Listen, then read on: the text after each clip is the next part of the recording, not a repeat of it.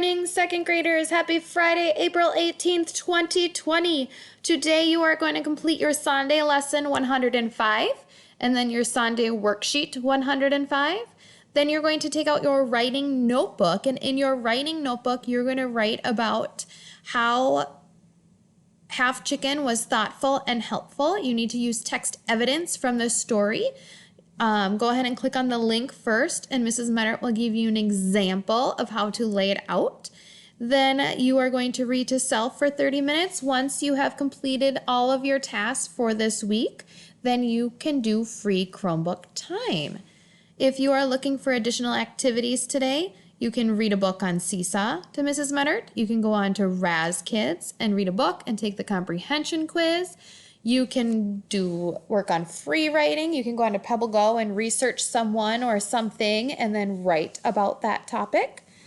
Have a great day. Let me know if you have questions throughout your day.